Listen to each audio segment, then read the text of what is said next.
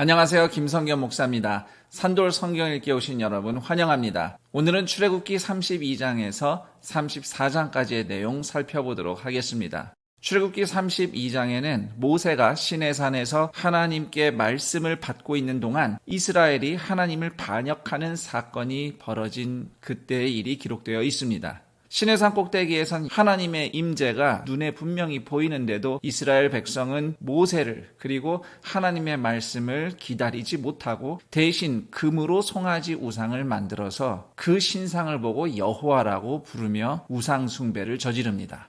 하나님께서는 이스라엘의 부패에 진노하셔서 이스라엘을 심판하시겠다고 하시지만 모세가 간곡하게 하나님께 용서를 구하며 하나님의 선처를 호소합니다. 그래서 하나님께서 일단 심판하시겠다는 뜻을 거두시는데요. 자세한 이야기는 여러분이 직접 읽어보시면 되겠습니다. 본문에서 몇 가지 우리가 주목할 것들만 말씀을 드려보겠는데요. 우선 7절에 하나님께서 이스라엘을 내 백성이 아니라 모세가 데리고 나온 너의 백성이라고 부르시는 장면, 그리고 19절에 모세가 십계명 돌판을 깨부수는 장면이 나옵니다. 이 두 장면은 단지 분노의 표현일 뿐만 아니라 하나님과 이스라엘 사이의 언약 관계가 깨어졌음을 보여주는 행동이라고 이해해야 되겠습니다. 그리고 17절에서 모세와 함께 산에서 내려오던 여호수아가 이스라엘 진영에서 백성들이 금송아지 우상을 숭배하며 축제를 벌이는 소리를 듣고 싸우는 소리로 오해하는 장면이 있습니다. 그 정도로 당시 이스라엘 백성들이 광기와 폭력성까지 보이면서 괴성을 지르면서 우상 숭배 축제에 빠졌다는 것을 그려볼 수 있습니다. 그리고 24절에서 아론이 자기 손으로 금송아지 만들어 놓고서는 변명하기를 금을 불에 던졌는데 송아지가 나왔어요 하는 장면, 참 어처구니가 없죠. 에덴에서 아담과 하와가 자신들의 죄는 보지 않고 서로 탓을 또는 남 탓을 하는 그 죄와 똑 닮아 있다, 이렇게 생각해 볼 수 있습니다. 출애굽기 32장의 내용을 두 가지로 정리를 좀 해보고 싶습니다. 우선 하나는 이스라엘의 우상 숭배의 성격입니다. 이스라엘의 우상 숭배는 여전히 여호와는 찾지만 말씀은 저버리고 인간이 그렇게 욕심을 내는 금붙이로 만든 신상을 숭배하는 우상 숭배였습니다.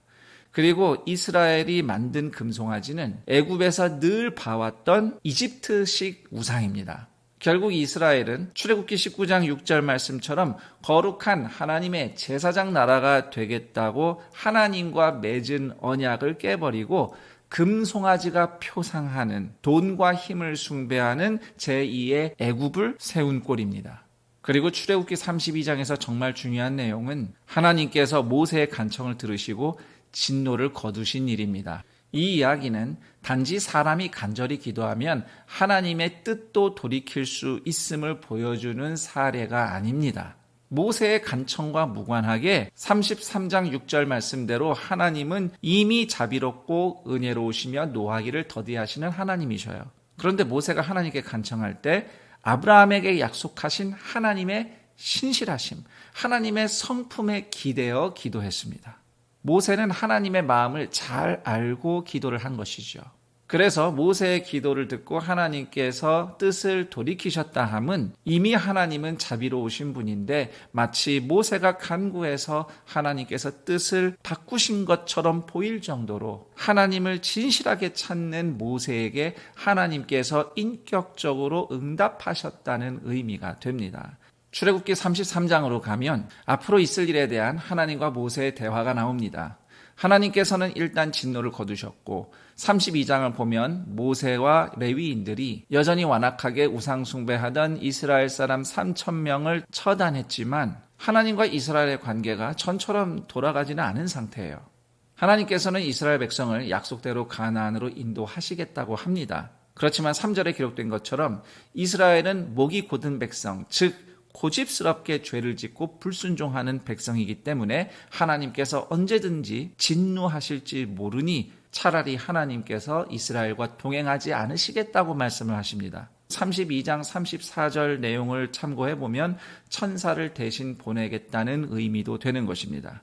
그러자 이스라엘 백성들이 진심으로 근신하기 시작합니다. 그리고 하나님께서는 이스라엘 백성과 거리를 두시는 의미로 진 밖에 멀리 천막에서만 모세를 만나십니다. 7절에 보면 그 장막을 회막이라고 부르기 시작합니다.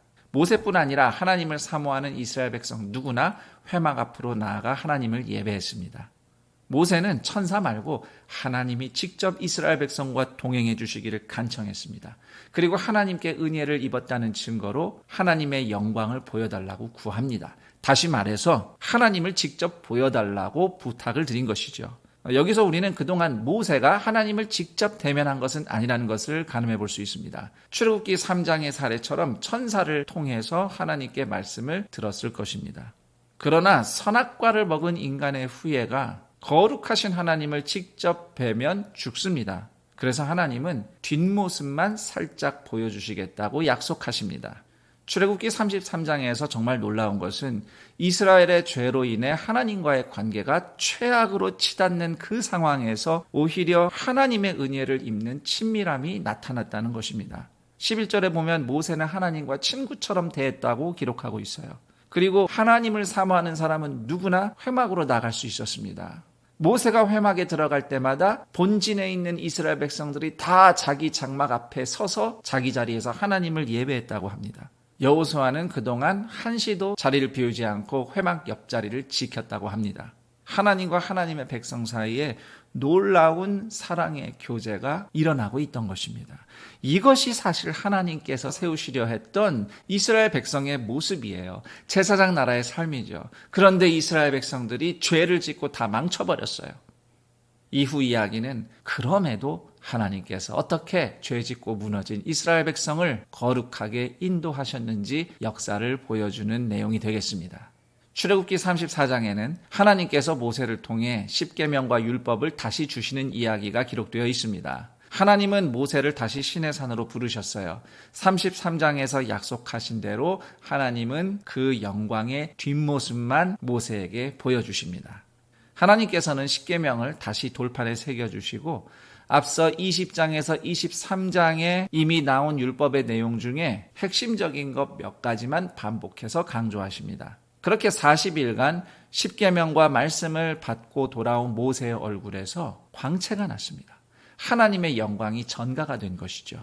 이스라엘 백성들은 모세의 얼굴을 보기가 두려웠습니다. 그래서 모세는 그때부터 얼굴을 수건으로 가리기 시작했습니다. 아마 중동 사람들이 뜨거운 햇빛을 피하기 위해서 머리에 썼던 두건이었던 것 같습니다. 그렇게 얼굴을 가리기 시작합니다. 출애굽기 34장의 핵심 구절은 6절 말씀입니다. 여호와라 여호와라 자비롭고 은혜롭고 노하기를 더디하고 인자와 진실이 많은 하나님이라.